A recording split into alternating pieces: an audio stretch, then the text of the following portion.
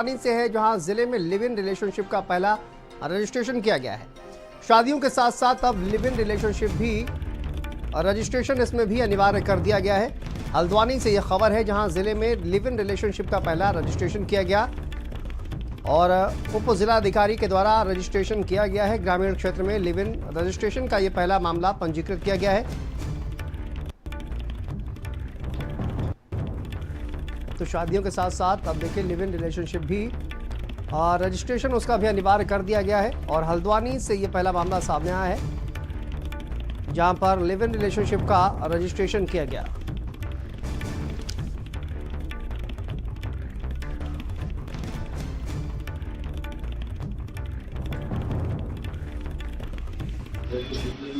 Live in के मामले हैं हल्द्वानी क्षेत्र में 2 रजिस्ट्रार बनाए गए हैं। शहरी क्षेत्र के लिए नगर आयुक्त को रजिस्ट्रार बनाया गया है और ग्रामीण क्षेत्र के लिए उप जिलाधिकारी को रजिस्ट्रार बनाया गया है। तो ग्रामीण क्षेत्र में पहला मामला लिव-इन का आया था जिनको जांच उपरांत और पुलिस को इत्तला करने के बाद रजिस्टर कर दिया गया है।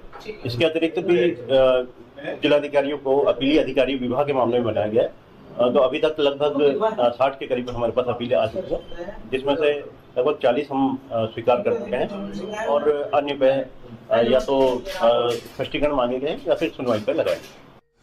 चलिए आगे बढ़ते हैं। कोटद्वार से खबर है जहां पर वक्फ संशोधन बिल को लेकर सड़क से संसद तक माहौल बेहद गर्म है। मोदी सरकार जहां इस बिल के रास्ते पर आगे बढ़ना चाहती है तो वहीं विपक्ष एकजुट होकर इसका पुरजोर विरोध कर रहा है।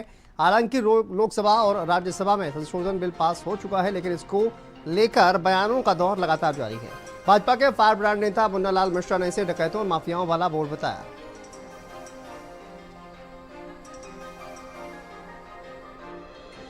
देखो, वक्फ बोर्ड में कांग्रेस ने जितने पहले बदलाव किए, वक्फ बोर्ड सेना और रेलवे के बाद में सबसे बड़ी संपत्ति का मालिक था और उस वक्फ बोर्ड में सारे डकैत बैठे थे। वक्फ बोर्ड काम है मजलूम और दीनहीन लोगों को, विधवा लोगों को संरक्षण करना, जबकि वक्फ बोर्ड किसी कोई संरक्षण नहीं कर रहा था। वक्फ बोर्ड तो ज़मीन का डकैत और माफिया बन रखा था। वक्फ बोर्ड के बदलाव से इससे दबे कुचले लोगों को भी फायदा होगा, मुसलमानों को भी फायदा होगा।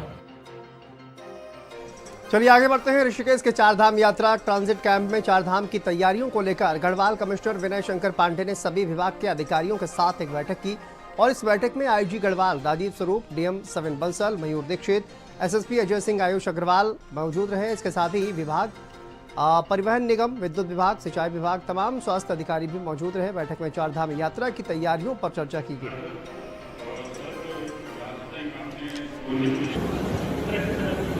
चारधाम यात्रा को लेकर हमारी पहली बैठक फरवरी मंथ में हुई थी और वैसे इस यात्रा की तैयारी हम लोगों ने जैसे ही लास्ट ईयर की यात्रा समाप्त हुई थी उसके तुरंत बाद शुरू कर दी थी और माननीय मुख्यमंत्री जी के स्तर से भी 2 बैठकें इसमें हो चुकी हैं, मुख्य सचिव स्तर पर हो चुकी हैं, मेरे स्तर पर ये सेकंड बैठक थी और पहली बैठक में जो काफ़ी विस्तृत हुई थी और आज भी हुई है, सभी विभागों को जो इंस्ट्रक्शंस दिए गए थे उसका फॉलोअप लिया गया कि क्या क्या तैयारियां हो गई हैं।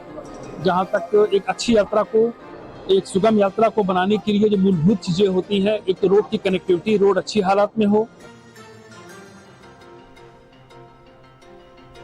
चलिए आगे बढ़ते हैं। हरिद्वार में वक्फ बिल को लेकर मुस्लिम समाज में उठते विरोध के बीच पसमानदा मुस्लिम समाज ने खुलकर प्रधानमंत्री नरेंद्र मोदी का समर्थन किया है।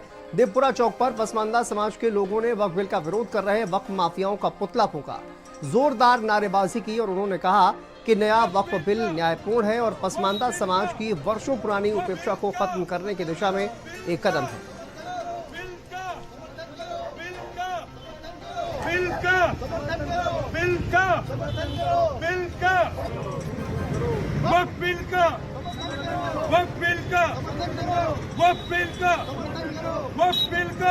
क्योंकि अगर हम मुसलमान हैं तो वक्फ की संपत्ति अल्लाह की संपत्ति है, तो जितने मुसलमान हैं उन सबका अधिकार है। तो ये बताइए कितने अंसारी समाज को कब्रिस्तान दिए, कितने अब्बासी समाज को कब्रिस्तान दिए, कितने नाई समाज को कब्रिस्तान दिए, कितने मिरासी समाज को कब्रिस्तान दिए, कितने पीरजियों को कब्रिस्तान दिए। ऐसी बहुत सारी जातियां हैं जो वंचित रही, मगर इन लोगों ने क्या किया, जो इनके जो सरकार के चेयरमैन आते हैं वक्फ बोर्ड के, जो मुतवली बनते हैं, जो वक्फ बोर्ड के सीईओ होते हैं, ये क्या करते हैं, आपस की साठगांठ कर माफियाओं से मिलकर इन जमीनों को बेचने का काम करते हैं, इनके लिए दलाली करने का काम करते हैं। देखिए, सब मुतवल्ली एक जैसे नहीं है, मगर जो इस काम को कर रहे हैं वो अल्लाह के साथ दगा कर रहे हैं। और संवाददाता संजय हमारे साथ जुड़े हुए हैं। संजय, ये वक्फ बिल को लेकर लगातार विरोध प्रदर्शन एक तरफ चल रहा था, तो वहीं पर कई जगह पर समर्थन भी किया जा रहा है, ये क्या है पूरा मामला? देखिए, वक्फ बिल को लेकर हरिद्वार जिले में कई स्थानों पर प्रदर्शन लगातार देखने को मिल रहा है, लेकिन इसी बीच हरिद्वार के देवपुरा चौक पर जो पशमंदा समाज के लोग हैं, उन्होंने कहीं ना कहीं वक्फ बिल का विरोध कर रहे माफियाओं का यहाँ पुतला दहन किया है। उन्होंने कहा है कि आज तक लगातार जो दबे कुचले यानी जो गरीब वर्ग के मुसलमान हैं उनके साथ न्याय नहीं हुआ है, और मोदी जी की आवाज को कहीं ना कहीं उन्होंने सही बताया है और आगे भी इस तरह वो समर्थन करने रहेंगे। उन्होंने कहा कि नया वक्त जो बिल है वो न्यायपूर्ण है और पासमानदा समाज की वर्षों पुरानी जो अपेक्षा थी वो खत्म करने का काम मोदी जी ने किया है। जी ठीक है, बहुत शुक्रिया संजय आपका जानकारी के लिए। चलिए आगे बढ़ते हैं। हरिद्वार से खबर है, जहां चैत्र नवरात्र की दुर्गा अष्टमी के मौके पर मां दुर्गा के पूजन के साथ कन्याओं का भी पूजन किया गया। सुबह से ही देवी मंदिरों में भक्तों का तांता लगा रहा। चैत्र नवरात्र के 8वें दिन मां भगवती के महागौरी स्वरूप की पूजा अर्चना की गई। भक्तों ने विधि विधान से माता रानी की घर और मंदिरों में पूजा अर्चना की, परिवार की सुख समृद्धि और खुशहाली की कामना की। माता की पूजा की। आज दुर्गा अष्टमी के दिन हमने कन्या पूजन किया। कन्या पूजन के बाद हमने माता से मनोकामना मांगी। नवरात्रि के 9 दिनों में माता की पूजा का विशेष महत्व होता है। माता अपने भक्तों की विनती सुनती है, माता सबकी मनोकामनाएं पूरी करती हैं। आज हमने भी माता कन्या को भोजन कराने के द्वारा हमारे द्वारा कराया गया, हमने भी माता से मनोकामना मांगी है। चलिए आगे बढ़ते हैं। खबर ऋषिकेश से है, जहां पर एसएसपी पौड़ी लोकेश्वर सिंह के निर्देश पर लक्ष्मण झूला क्षेत्र में पुलिस ने चेकिंग अभियान चलाया। पुलिस ने सार्वजनिक स्थलों पर धूम्रपान करने वाले 80 व्यक्तियों पर चालान की कार्रवाई की है और इस दौरान सार्वजनिक स्थानों, धार्मिक पर्यटन स्थलों पर धूम्रपान करने वाले के खिलाफ कोटपा एक्ट में चालानी कार्रवाई की गई।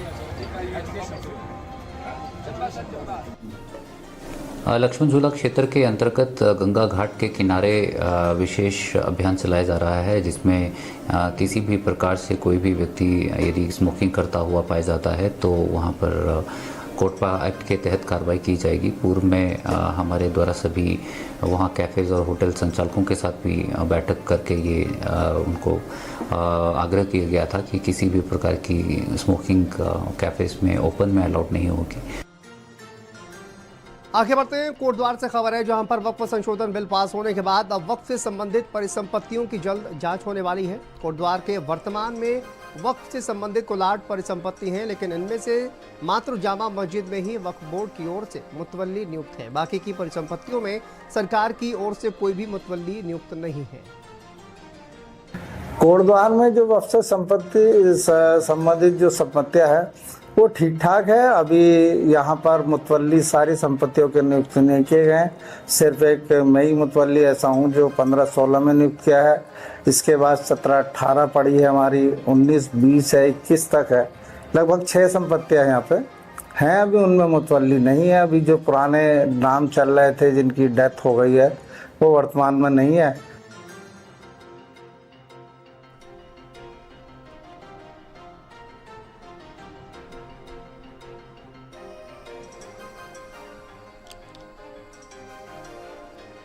और कोटद्वार से संवाददाता हिमांशु बडोनी हमारे साथ जुड़ गए हैं। हिमांशु, वक्फ की संपत्तियों को लेकर क्या जानकारी सामने आ रही है अभी तक? जिस तरह के बयानबाजी यहाँ पर की जा रही है और मुतवल्ली नियुक्त नहीं किए गए हैं बताया जा रहा है। कानपुर में जानकारी दे दूं कि पूरे कोटद्वार शहर में करीबन वक्फ बोर्ड की 8 परिसंपत्तियां हैं, जिनमें से सिर्फ एक परिसंपत्ति जो जामा मस्जिद की परिसंपत्ति है उसमें ही मुतवल्ली की नियुक्ति की गई है। बाकी जो 7 परिसंपत्तियां हैं उन परिसंपत्तियों में मुतवल्ली की सालों से नियुक्ति नहीं हुई है, जिसके कारण जो इनकी निगरानी है, जो इनकी फंडिंग है और जो भी सरकार की तरफ से जो योजनाएं चलाई जाती है, वक्फ बोर्ड की तरफ से योजनाएं चलाई जाती है, उनका लाभ नहीं मिल पा रहा है।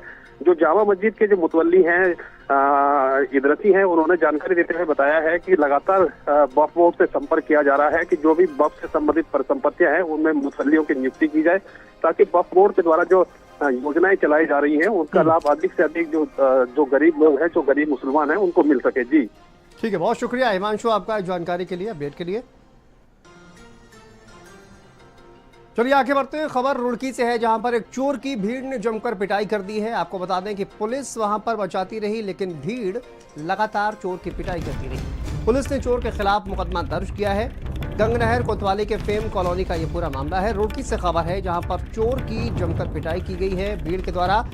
और देखिए, पुलिस वहां पर बचाने का प्रयास करती रही, लेकिन भीड़ ने इस शख्स की पिटाई की है जिस पर चोरी का इल्जाम है। पुलिस ने मुकदमा दर्ज किया है। गंगनहर कोतवाली के फेम कॉलोनी का मामला है।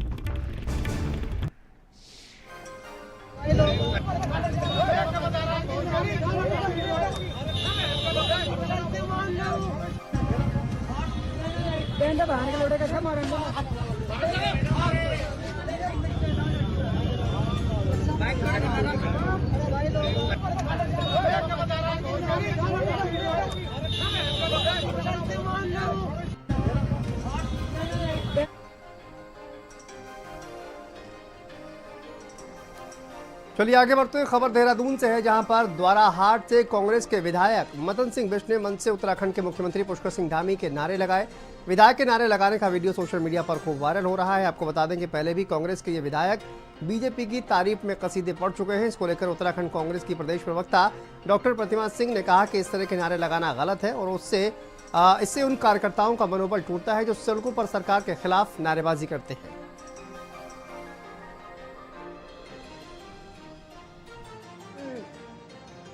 पुष्कर सिंह धामी, धन्यवाद। एक बार आप लोग पुष्कर सिंह धामी जी का नारा जरूर लगाना, क्योंकि ये काम दे रहा हूं इनको, मुझे उम्मीद है ये कर देंगे। माननीय मुख्यमंत्री पुष्कर सिंह धामी, पुष्कर सिंह धामी, धन्यवाद। एक बार आप लोग पुष्कर सिंह धामी जी का नारा जरूर लगाना, क्योंकि ये काम दे रहा हूं इनको, मुझे उम्मीद है ये कर देंगे। माननीय मुख्यमंत्री पुष्कर सिंह धामी, पुष्कर सिंह धामी, धन्यवाद। जो है मुख्यमंत्री की हम जिंदाबाद अपने मंचों से लगवाएंगे तो उन कार्यकर्ताओं का मनोबल, जो कार्यकर्ता कांग्रेस पार्टी के लिए सड़कों पर लड़ रहे हैं, पुष्कर सिंह धामी मुर्दाबाद के नारे लगा रहे हैं, नरेंद्र मोदी मुर्दाबाद की बात कर रहे हैं, अगर उनसे हम जो है पुष्कर सिंह धामी जिंदाबाद के नारे लगवाएंगे तो उनका मनोबल भी टूट रहा है और कांग्रेस का, मुझे लगता है इससे कांग्रेस कमजोर भी करने का कार्य जो है माननीय विधायक जी कर रहे हैं।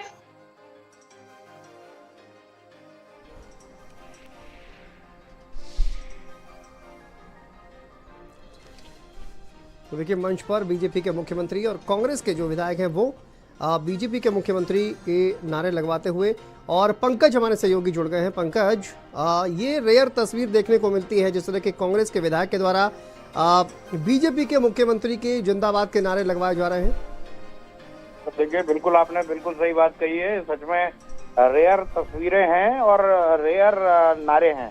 और अगर कहा जाए तो यह अल्मोड़ा में मुख्यमंत्री का कार्यक्रम था, जिसमें मुख्यमंत्री मौजूद तो थे ही, साथ ये कांग्रेस के द्वाराहाट से विधायक मदन बिष्ट भी मौजूद थे। ये वही विधायक हैं जिनका प्रेमचंद अग्रवाल के साथ लड़ाई झगड़ा हुआ था और प्रेमचंद अग्रवाल ने पहाड़ियों को गाली दी थी उसके बाद। कुल मिलाकर देखा जाए तो अभी मदन बिष्ट ने सीधे तौर पर सीएम धामी की जिंदाबाद के नारे लगवाए हैं और साफ तौर पर अब उनके इसी नारों के चक्कर में पार्टी के अंदर ही जो है सिर्फ उटव्वल शुरू हो गया है। कोई उनके पक्ष में खड़ा होता नजर आ रहा है तो कोई सीधे तौर पर उनके इस नारेबाजी पर कार्यकर्ताओं के उस मुद्दे पर सवाल खड़े किए जा रहे हैं कि भाई सभी जो कार्यकर्ता हैं वो मुख्यमंत्री के मुर्दाबाद के नारे लगा रहे हैं और विधायक जी जो है वो जिंदाबाद के नारे लगवा रहे हैं। बिल्कुल, देखिए, प्रेमचंद अग्रवाल से इनका विवाद हुआ, उसकी वजह से उनकी कुर्सी भी चली गई, लेकिन अब बीजेपी जिंदाबाद के नारे जिस तरह से लगाए जा रहे हैं, पंकज, क्या ये इनके खिलाफ भी कांग्रेस पार्टी कोई कार्रवाई कर सकती है? देखिए, अगर कांग्रेस पार्टी के हालात, मुझे तो नहीं लग रहा कि उत्तराखंड में ऐसे हैं। उत्तराखंड में जब प्रदेश अध्यक्ष करण माहरा को एक विधायक के द्वारा झुमके वाला और बुलाक वाला कह दिया गया, तो फिर उसके बाद भी उसके ऊपर कोई कार्रवाई नहीं हुई, तो इन्होंने तो केवल एक नारा ही लगाया है। भाई उसने तो सीधे तौर पर प्रदेश अध्यक्ष पर सवाल खड़े कर दिए थे। कहीं ना कहीं ऐसा लगता है कि उत्तराखंड कांग्रेस ने जितने भी विधायक हैं उनके सामने नतमस्तक है, कोई भी कार्रवाई होती नहीं है यहाँ पर।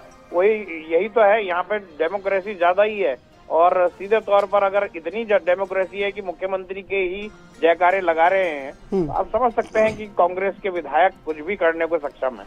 ठीक है, बहुत शुक्रिया आपका पंकज इस जानकारी के लिए। चलिए आगे बढ़ते हैं। कालाडूंगी में एसडीएम रेखा कोहली और शिक्षा विभाग ने बुक सेलरों और स्कूलों पर छापेमारी की कार्रवाई की है। इस दौरान स्टॉक रजिस्टर, क्रय विक्रय बिल समेत कई खामियां भी मिली हैं। एसडीएम रेखा कोहली ने बुक सेलरों को एनसीईआरटी की ही किताबें बेचने के निर्देश दिए हैं। साथ ही विद्यालयों को बच्चों को किसी एक दुकान से किताबें खरीदने के लिए मजबूर न किए जाने के भी निर्देश दिए गए।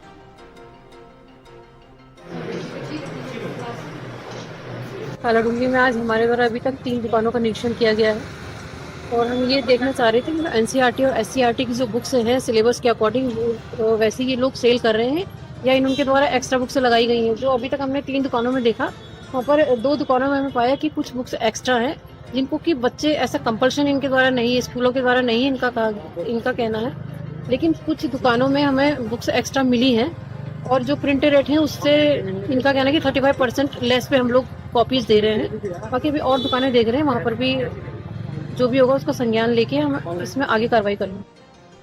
चलिए आगे बढ़ते हैं। हरिद्वार से खबर है, जहां पर चारधाम यात्रियों को गुमराह करने के प्रयास पर सीएम पूरी तरह से सख्त नजर आ रहे हैं। सीएम पुष्कर सिंह धामी ने चेतावनी दी है, आस्था से खिलवाड़ बर्दाश्त नहीं होगा। गैर हिंदू होटलों के वेरिफिकेशन की सीएम ने बात कही है। साथ ही कहा है कि आस्था से खिलवाड़ करने वालों पर सख्त कार्रवाई होगी। चारधाम यात्रा से अब होटल और धर्मस्थलों की भी जांच होगी। सभी संदिग्ध अवस्था में मिली है, उन सबकी जांच हो, वेरिफिकेशन होगा। अगर कहीं भी इस प्रकार की गलत जानकारियां पाई जाएंगी तो उनके खिलाफ कार्रवाई होगी। चारधाम यात्रा के समय उत्तराखंड बॉर्डर से जब अंदर घुसते हैं और ऊपर पहाड़ में भी जगह जगह जो दुकानें खुली हुई है वो जिहादियों की खुली हुई है, लेकिन उनपे अपनी पहचान छुपाकर महादेव के नाम से, गणेश के नाम से, दुर्गा के नाम से, हमारे देवी देवताओं के नाम से वो दुकानें खोली गई हैं। अपनी पहचान छुपाकर वो दुकानें खोली गई है और थूक जिहाद, मूत जिहाद का काम जो ये जिहादी कर रहे हैं, इस पर भी सरकार और शासन प्रशासन को सख्त रूप से कार्रवाई करनी पड़ेगी। चलिए आगे बढ़ते हैं। खबर कोटद्वार से है, जहां पर गर्मियां शुरू होते ही लैंसडाउन डिवीजन के जंगलों में आग लगने का सिलसिला भी शुरू हो गया है। लैंसडाउन डिवीजन की दुगड्डा रेंज क्षेत्र जंगल में पिछले 2 दिनों से आग जल रही है। सैकड़ों हेक्टेयर जंगल खाक हो गया है। वन विभाग ने फायर सीजन शुरू होने से पहले दावे तो बहुत किए, लेकिन इन दावों की अप्रैल माह के पहले सप्ताह में ही हवा निकल गई है।